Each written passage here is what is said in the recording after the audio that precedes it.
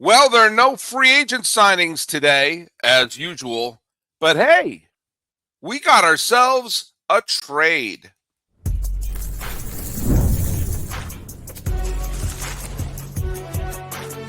You are Locked On MLB Crossover, part of the Locked On Podcast Network. Your team every day. Hello, baseball fans, and welcome to a Locked On MLB, Locked On Cardinals, and Locked On Diamondbacks crossover. Say that 3 times fast. Part of the Locked On Podcast Network, where it's your team every day. This is the daily podcast where we talk about all of Major League Baseball, but also bringing in Cardinals and Diamondbacks. And we are now the #1 sports podcasting network. I'm your host, Paul Francis Sullivan, but please, I'm begging you to call me Sully. Follow us at Locked On MLB Pods on Twitter or whatever it's called these days. Or you can get a hold of me on the Instagram. So what is my handle? Sully Baseball Podcast. Or you can go right here on the YouTubes and leave yourself a message. Today's episode is brought to you by our good friends over at FanDuel. The wild card round has come and gone, but the divisional round is here. And FanDuel is officially in playoff mode. So visit FanDuel, an official sportsbook partner of the National Football League. Well, I could talk about this trade that took place in Major League Baseball between your St. Louis Cardinals and your Arizona Diamondbacks. But you know what? This is one where we got to start to bring in the experts. All the way from somewhere a little east of where I'm sitting in Pasadena, California, overlooking the historic Rose Bowl, the host of Locked On Diamondbacks, it's Daynen Biggs. How are you, Daynen? Doing good. Thanks for having me. Well, guess what? This show can't just have 2 hosts. No, we got to go for the trifecta. And here is a fan favorite returning to the show. It's JD Hafron formerly of Locked On Cardinals, now, as you can tell, of Locked On Rebuild. That's Congratulations for the St. Louis rebuild. First question, JD. Who's going to have a better record this year, the Cardinals or the St. Louis Browns? Who's going to do better this year? I'm going to roll with the Cardinals on this one. So all right. Do you want to think? I think you're play right. More games. So that's just that's just math right there. Well, that's what you're right, and you know what? Sometimes you just sometimes have to ask the questions. All right. By the way, there was another trade that happened today. Starting pitcher Ryan Weathers was traded from Miami to the New York Yankees for 4 players, but we will get onto that at another time. The Marlins are getting quantity and building up, but I hope they don't trade too many players away because they're an exciting team. But we do not have room for Locked On Marlins on this. On today's episode, we're talking about the fact that Nolan Arenado, who all last year was rumored to go to everywhere, and probably most likely I thought was going to be the New York Yankees because they didn't have a third baseman. But Nolan Arenado was indeed traded, and he was traded to the Arizona Diamondbacks for a minor leaguer named Jack Martinez, who was an 8th-round draft pick in last year's draft. And the Diamondbacks are going to pay, this is according to Steve Adams on MLB Trade Rumors, the Diamondbacks will pay for 11 million tomatoes for the next 2 years of the 42 owned by Nolan Arenado. So the Cardinals are going to pay him a lot of money to not play for the Cardinals. And essentially, this is the equivalent for the Diamondbacks of signing Nolan Arenado to an 11 million 2-year contract that cost him an 8th-round draft pick. So if you were going to go out to free agency, you'd probably take that deal a couple of times. But I am not the expert on either team. So, Daynen, you're going to go first. What is your initial reaction to the Snakes picking up Nolan Arenado? I was having a text conversation with my brother, sometimes co-host of the show, about this at the very moment that the news broke, because he said, hey, are we actually going to be signing Nolan Arenado? I don't know. There's been rumors about that all offseason. And then he immediately responded, oh, it's official. It just happened. And I look, and it wasn't even on all the news sites yet. I had to go to X to find it. And my immediate thought was, I hope we are not paying that much for him.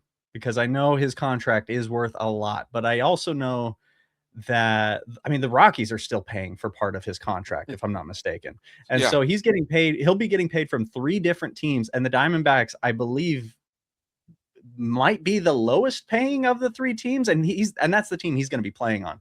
So that was a huge relief to hear that. And it's also during this offseason with the Ketel Marte trade rumors and with the perceived lack of action going on. A lot of fans here in Arizona are kind of looking at Mike Hazen, general manager, thinking, is he even qualified to do this anymore? We've missed the playoffs last 2 seasons. Like maybe Mike Hazen is not the guy for the job. And, but this kind of solidifies for me, like, no, Mike Hazen knows what he's doing. This was a good deal for a great deal for the Diamondbacks, especially for a team that doesn't have a third baseman. They have Jordan Lawler, who might be a third baseman someday, might be a Major League Baseball player someday. We have Blaze Alexander, but he's more of a utility guy than anything else. So this really kind of fills the hole that we desperately needed, especially now that the Alex Bregman thing isn't going to be happening.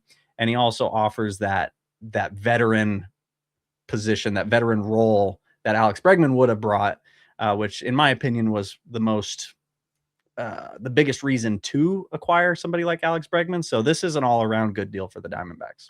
All right. And JD, what is your thought? Because there have been so many Arenado rumors over the last year and a half or so that they finally pulled the trigger. What are your thoughts about this? We're glad it's over, that the saga that has been just trying to find a place for Nolan to go is over. It's been 15 months that this has happened. He's vetoed trades where they found a willing partner to take him, and he said, "Nope, not gonna do it. Staying here." Where did he veto? Houston was the one that was announced. Oh, that's right. And then Yes, that he also turned down a possible deal to the Angels. I never really saw that, whatever that came from, but multiple people have brought it up online, so I assume that it's happened at some point. But Houston was the big one. California.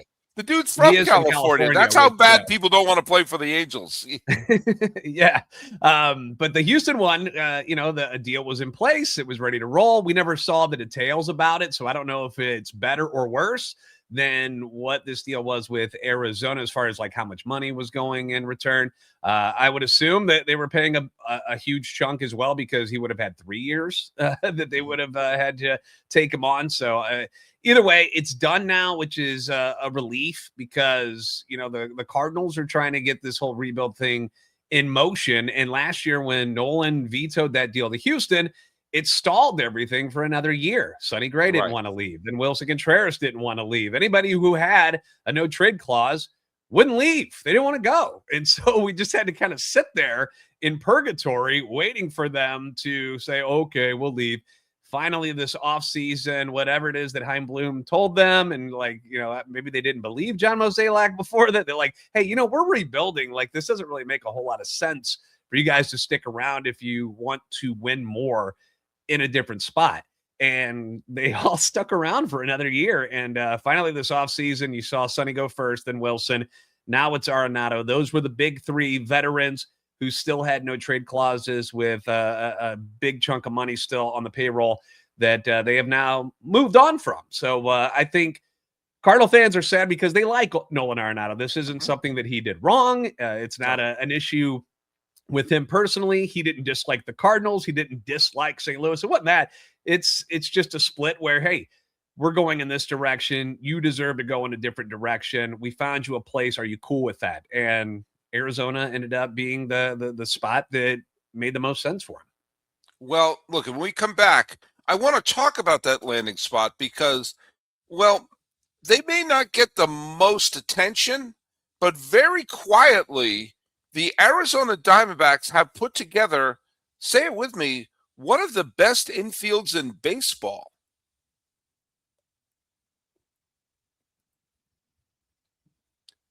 The division round is here, and FanDuel is officially in playoff mode. Every game day during the NFL playoffs, FanDuel is giving customers even more ways to get in on the action, because right now, every NFL playoff game day, FanDuel users are going to get what we call a profit boost pack. It's waiting for you inside the app. Every game day, you're going to see this pack. It's going to be loaded with multiple profit boosts that you can apply to the bets that you want to use them on. Whichever ones you like the most, you put this towards. Now, we've got the division round coming up. Saturday's games, you got Bills at Broncos, Niners at Seahawks, Sunday, Texans at Patriots, Rams at the Bears. What you're going to do on both of those days, open up your profit boost pack first thing on game day, see what boost you want to play. The boost will let you lean into your game day instincts. So whether you're backing momentum, you like the defense that's going on, perhaps quarterback play is huge. Coaching, if you can trust any coaches these days, you can go that way as well.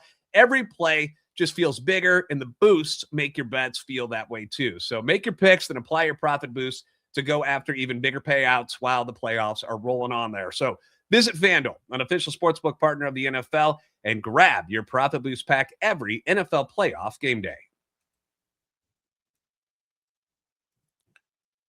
Hey, thanks so much for making Locked On MLB, or maybe Locked On Diamondbacks, or maybe Locked On Cardinals your first listen of the day, or your second, or maybe your third. Now, here's what I need you to do, and listen to me, and listen to me well. You've helped us become the #1 sports podcast network. But if you haven't already, go check out the new Everydayer Club.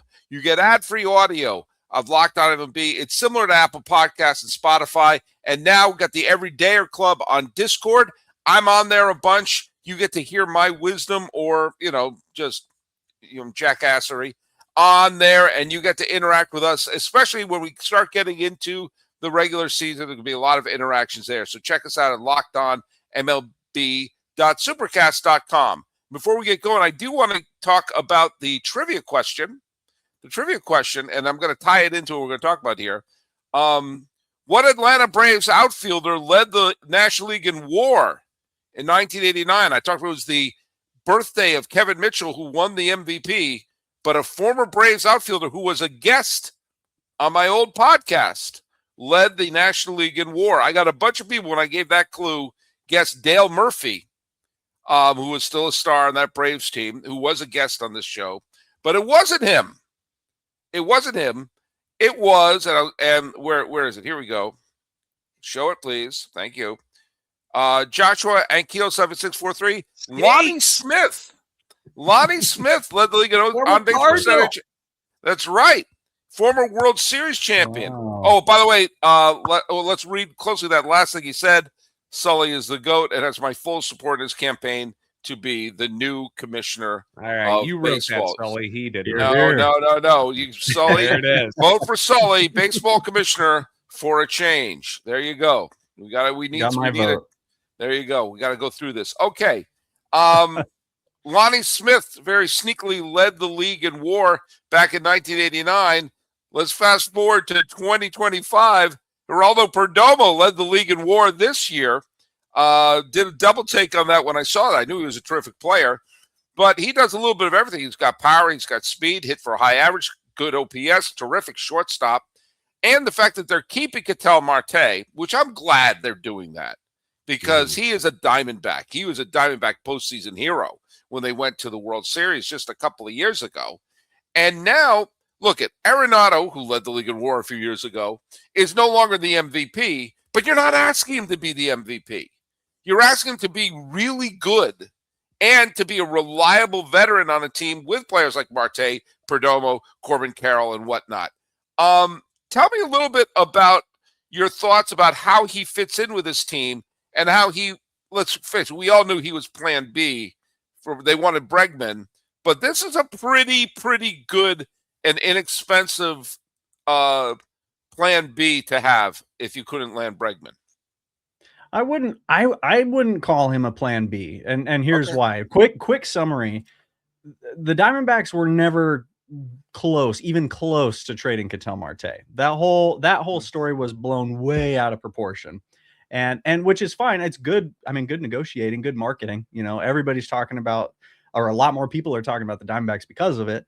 But it was the sort of thing, and Mike Hazen mentioned this after the fact. He's like, we talked to maybe 4 teams and none of them came even remotely close. And they probably hung up the phone and went, man, Mike Hazen's an idiot. Why would he think we would give up that? And he's like, yeah, we wouldn't. We had no intention of getting rid of him, but we would have been stupid not to listen to offers. And by the way, let me just jump in for 1 second. That's part of a GM's job. Part of a GM's job is to listen to offers. And if someone said, we're going to give you A, B, C, and D, and go, oh my God, that's actually pretty, you have to take those calls. It's not like they were saying, give us anything. We're desperate. Exactly. And that's what I think that's how a lot of people are reading it is, oh, well, he's trouble in the clubhouse, or, oh, they're paying him $15 million a year. Oh man, they're desperate to get rid of him. That was never, ever the case. But in a season off season where the Diamondbacks are lacking in pitching as much as they are, it was, okay, listen, we need a whole haul of pitchers. So if you want to give us a bunch of pitchers, like a team like the Red Sox, a lot of depth in their pitching. So I imagine that was one of the teams said, hey, listen, if you really want Ketel Marte, which a lot of teams really wanted him, if you give us this, then sure, we can make a deal. But I was very skeptical that was ever going to happen. And apparently I was right, because there was nothing even came close. So the Alex Bregman thing, though, that was more of if we do trade Ketel Marte, Alex Bregman would be a good piece to bring in to kind of bring our offense back up. I mean, he's not as good offensively as Ketel Marte is, but he's pretty good. And so that would have been that. But Alex Bregman, the chances of us bringing Alex Bregman on were so slim because it completely relied on trading Ketel Marte, which wasn't going to happen. So I don't believe that was ever really on the table. And with Nolan Arenado, I mean, we've been hearing the whole offseason that they were talking and that there was something going on. And so this doesn't come as a big surprise to me, though it does make perfect sense that they waited until after Bregman was shipped off to somewhere else and Marte was definitely staying here. So it makes sense that it didn't happen before then. But as far as to answer your question, sorry, that's a big roundabout way of getting to the answer. I think he fits in great. He kind of fills that Suarez role, the Eugenio Suarez role of who was here before. I don't expect him to hit quite as many home runs unless we're going to see, 2022 Nolan Arenado back out there. But again, he's only 2 years removed from being an all-star. So it's not like he's out of everything, and a lot of old players come to Arizona to get a second wind. So I'm definitely not counting him out there. But again, yeah, we're not looking for somebody to be an all-star, superstar, greatest of all time guy. We just need somebody who can be really good. And that's exactly what he can be. By the way, there's something to remember. This was, I mean, I know enough to remind you this, but the Diamondbacks won the pennant in 2023. And then the next year they had a better record and they tied both Atlanta and the New York Mets. But because of that, free for all on the final, the day after the final day of the season, they were squeezed out of the postseason. They won, I believe they won 87 games that year. And it was 86 or 87 games. Either way, it was more than they won when they won the pennant. Yeah. And just think like one game in May, one game in early June goes this way instead of that, then the Diamondbacks are in the playoffs back-to-back years. Last year, they missed the postseason. But it was really like they had a bad May, they had bad July. And I should say too, they only missed the postseason by 3 games this time. Right. So they missed it by 1 game in 24, 3 games in 25. Right. They've been as good as they've always been. It's just these last 2 years. They had 2 rotten months they had 2 rotten months last year. And if they just had 1 rotten month, if they just finished 500 in either May or July. And also I looked up in 1-run games last year, they were 21-28. And in extra inning games, they were 7-12. So if they go 500 in either one of those categories, not even winning, just 500, they're in the playoffs again. So they also led the league in blown saves with 29 blown saves. Had they just been one of the worst instead of the worst, they also would have made the playoffs. 47 blown leads. Yep, 47 blown leads last year. So and they had injuries to their pitching staff. They acquired Burns, and Burns barely pitched only basically half a season. They still have Fott, who didn't have a good year last year, but if he turns it around, he's still young. If Ryan Nelson, there's people who are good on that team who could have an improvement, kind of like Toronto, who had, were a playoff team, missed the playoffs, last place. And a lot of the players who had a rotten 2024 turned it around and had a good, obviously they were a centimeter away from winning the World Series. If you have a big, I was going to say a rebound year from Corbin Carroll. The guy slugged .540 and led the league in triples and did 31 home runs. And it was a 30-30 guy. So, there are guys like, and they get more solid years from some of the players. The window of opportunity for them they're not going to beat Los Angeles. But what if San Diego regresses? What if Philadelphia regresses? What if you got another lousy season from Atlanta? The opportunity for them to sneak in as one of the playoff teams. It's not even sneaking in. It's just, have stability. Have stability in that bullpen and do your best. Exactly. The thing with the Diamondbacks, they have one of the best offenses in the entire major league. Right. They had 3 silver sluggers this year. Their infield, especially now with the addition of Arenado, if we could get a first baseman who can, slug the ball a little bit, we'd have. I was just gonna say. Thank you. Oh my gosh! Thank you very much. Yes. We can, if we can wisen up and get Paul Goldschmidt back.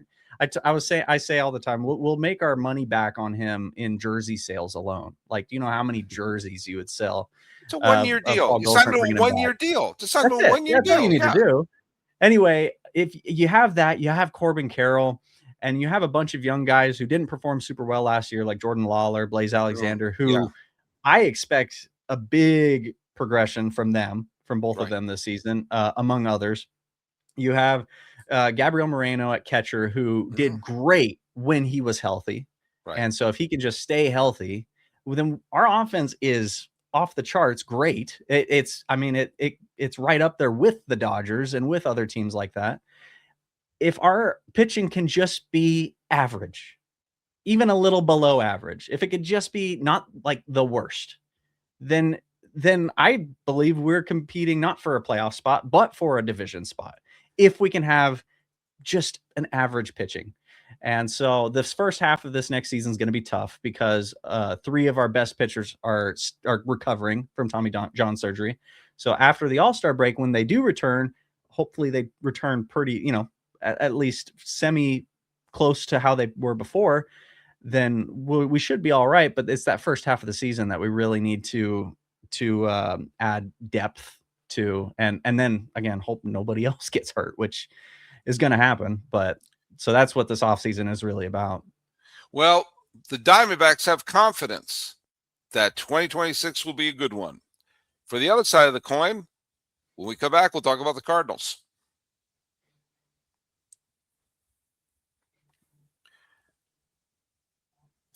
All right, we're talking about the Nolan Arenado trade with Daynen Biggs is all happy. He got himself a little Nolan Arenado. And now we got JD Hafron, who is from Locked On Rebuild. Before I give you the reign for the rest of the show here, JD, I have to say, I think that from my point of view, I think the Cardinals are doing the right thing. You can't be in that middle ground the way that the Phillies were between the time they won the World Series and the time they acquired Bryce Harper. They're in that neutral zone of, we're not good enough to win, but we don't want to give up our stars. And then the wishy-washy. You got to, at one point, got to say, we got to pull the ripcord and rebuild this thing. And I know fan base like the Cardinals are not fans of rebuilding, but I'm sure what they would love is a rebuilt team. And in order to do that, you got to at some point start the process. And I know it's heartbreaking because in 2022, it looked like this team was going to be contending for the foreseeable future. But, you got to do what you got to do. JD, what are your thoughts on this? Absolutely agree. That was one of the most frustrating things about the front office for the Cardinals the last few years is that they wouldn't pick a lane, Sully. They wouldn't go one way or the other. They wouldn't spend enough to compete with the guys to be a playoff contender. You go get Sonny Gray and you follow it up with Lance Lynn and Kyle Gibson, and that's just not going to cut it. You're again sitting right around that 500 mark, and it's not enough. It's just not. And when they realized that this was going to have to be torn down, that things were not going to progress with this group, even though these people seemed to be nice pieces for other teams, the Cardinals' real problem was the farm system. They weren't churning out the guys that they used to do to become compatible with these star players that they had already. And then you had the regression of Goldie and Arenado a little quicker than I thought they think that was going to happen. They thought that by this point, Nato maybe would start regressing now instead of 2 years ago, and Right. he hasn't been the guy that they needed to be that middle of the order guy, which is why he fits in Arizona really, really well.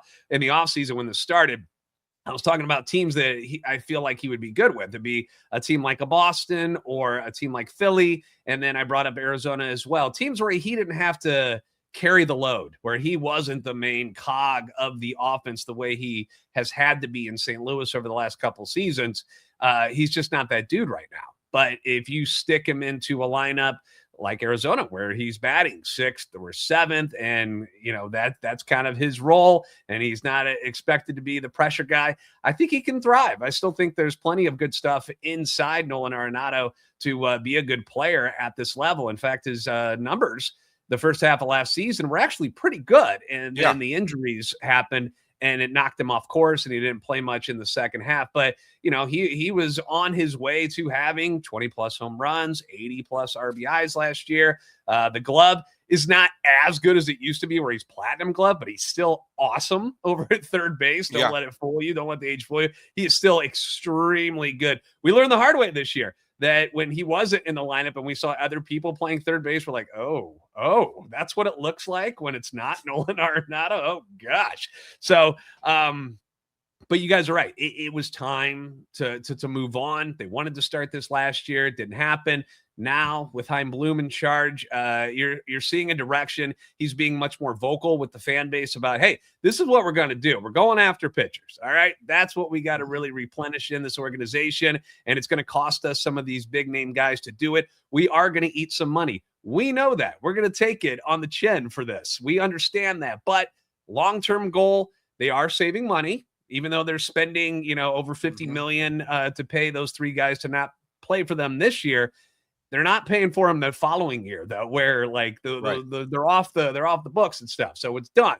And that's going to help them kickstart this rebuild into something that hopefully fans will see the fruits of coming up in 2027, 2028, which is when they expect the winning window to kind of open up again with a lot of the prospects and a lot of the guys they've brought in.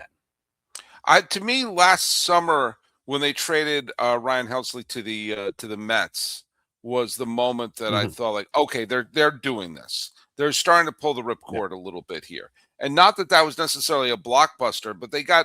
When you have a trade like that, I liked that they got like 3 or 4 guys back from the Mets, and the reason why I like trades like that is that sometimes when you rebuild, you got to get quantity as well. I remember when the Cubs and the Astros went through their rebuild in the early 2010s. They were trading everything that wasn't nailed down and trying to get 3 or 4 players in each trade. If for no other reason, just flush your farm system. You've had some dud drafts. You had some dud signings. Just get some players in our system, and you don't even know what the Rubik's Cube is going to be. This player who may not have been a great prospect could match up with this coach who opens up something. Come on. You've blown some drafts. You've blown some instances. So let's just flush the farm system with players and see what you got. And by the way, that trade turned out to be a disaster for the Mets. Even if none of those players turn out to be the second coming of David Wright or Jose Reyes, it still stunk because he was a disaster and no small part of why they missed the playoffs altogether. But, Cardinal fans we've always, people praise the Cardinal fans being so smart and everything like that. There have been times where they've had some regression. And that regression, when it's done right, can lead to the great run they had in the 80s, but then that ended. They had a great run that lasted all the way through the 2000s, right up until 2014 or 2015. And they had a little regression. They came back. They made the NLCS a couple of times, but they couldn't quite get over the hump. And everyone thought Arenado and Goldschmidt were going to be the things that get them over the hump. And it just didn't work. And sometimes the smartest thing you could do is to say, it just didn't work. Yeah. You know? Yeah. The Stop 5 making years Avatar films. Sorry. Yeah. The 5 years with Arenado, I'm getting ready to an episode that I'm going to be putting out is whether or not was the 5 years with Arenado a failure. Is it a failure with what they did while he was here? And I'll go more in depth into that in that episode. But, 3 winning seasons, but no playoff wins, Sully. And that's ultimately what it comes down to is that they never, as you said, got over the hump. And part of that, and I'm not blaming Arenado for this at all. No, he was wonderful. He was wonderful. It's the people that neglected the farm system, that there was nothing to bring up to give them help. And the guys that they thought might be good, the Nolan Gormans, the Jordan Walkers, the Dylan Carlsons, none of them have panned out so far. Jack Flaherty was supposed to be a big deal. That didn't pan out for them at all. So as soon as that era ended in 2022, when, Yachty and Albert said goodbye and you got what was left over of Waino's body for 2023, they just didn't have anything to add to them to take over those roles. And it really became apparent that, okay, something's wrong within your own system. It had rotted from the inside. They weren't taking care of, teaching prospects well. They weren't drafting well as far as like in other areas. Like it just, there was no pitching whatsoever, which is why you're seeing Chaim Bloom go out. He's added 16 arms to bring into this organization. That's how empty the cupboard was for the Cardinals. So, and we all know that, arms pitching in this arms race that we call Major League Baseball, it's a very good currency to have, as many arms as you can get your hands on. And that's what they're going for right now. And they're hoping that they'll be able to rebuild as far as the infield with guys like JJ Weatherholt, their top prospect. They're hoping Gorman will actually show up this year, but you've got a Mason Wynn. You're pulling your silver slugger, Alec Burleson, out of the outfield and making him your everyday first baseman in place of Wilson Contreras. So there are pieces, but 2026, it's not going to be a pretty one. I don't think it's going to be 100-loss type of team. I think there's too much talent there for that, but it isn't going to be pretty. Let's be honest. And another thing that didn't help matters, and we'll wrap up after this, is you got to see Adolis Garcia be a World Series hero. Sorry, Dan, close your ears, but he got to be a World Series hero. Randy Arozarena is an ALCS MVP. Alcantara wins the Cy Young Award. Zach Gallen pitched really well. All of them were Cardinal farmhands. Yeah. That when you start saying the cupboard is bare, but you see some of these other players shining in October while the Cardinals are reading Bazooka Joe comics at home, that's not a good look. For the team. So they made a lot of bad deals, and they put their money on players, and they chose poorly. Let's put it that way. From the Indiana Jones movie, they chose poorly with certain players, and you see what the repercussions of that are now. But I am happy for Arizona and Nolan Arenado. Yep. I think it's a great fit for you guys, Daynen. I think you guys are going to love Nolan. He's going to be tormenting the Rockies in the division again, which is going to be super fun for you guys. My only hope for him is he stays healthy for you. Last year, it was just a nagging back injury that was bothering him. I hope he's able to get over that. Tell your coaching staff to tell him to sit down from time to time. He doesn't need to play 162 games anymore. Get 145. Get Goldie, like me and Sully said. You guys are going to love him to be on there with him. That'll be fun. They're best friends. And I think you guys will have something coming up this year because you guys are a fun and exciting team in Arizona. Get that pitching staff healthy, and I think you guys are going to be all right. But good move for you guys. Not spending a lot of money made a lot of sense. All right. 30 seconds. Last thoughts. Daynen Biggs from Locked On Diamondbacks. I'm super stoked to see how this is going to go. I think this is exactly what the Diamondbacks needed. I'm glad they didn't go a route so crazy as to trade Ketel Marte and then sign Alex Bregman. That would have been as interesting as that would have been. I'm glad that's not the way that we're going. And and I think that this is going to be a really good fit. And I'm also really happy for the Cardinals, although it sounds a little weird, but I'm glad that they're making the right steps for a rebuild, and I think this will be really good for them as well. All right. Well, thanks so much for tuning in to this Locked On MLB crossover. Hopefully, we're going to have some shows we can talk about signing players. But follow us at we're at Locked On MLB Pods on Twitter, or whatever it's called these days. Daynen, where's your show at? Locked On Diamondbacks, every platform you can find. And JD. At LO_Cardinals, at JD Sports Radio on X, and then, of course, wherever you get your podcasts. And never miss an episode of the Everydayers Club. It's built for you, ad-free, plus members-only Discord access and more. Head to, say it with me, LockedOnMLB.supercast.com. For those of you in video, we'll send you the first ever 24/7 national Locked On Podcast Network YouTube channel. And let's quickly do the trivia question. We're running a little late on time. What former St. Louis Cardinal was credited with the first postseason victory in Diamondbacks history? There you go. I made it a Cardinal and a Diamondback question. So there you go. Talking about the Nolan Arenado trade or salary dump or rebuild, whatever you want to call it, with Daynen Biggs of Locked On Diamondbacks and JD Hafron of Locked On Cardinals. This has been a Locked On Diamondbacks Cardinals MLB crossover. I am yours, Paul Francis Sullivan. Please call me Sully.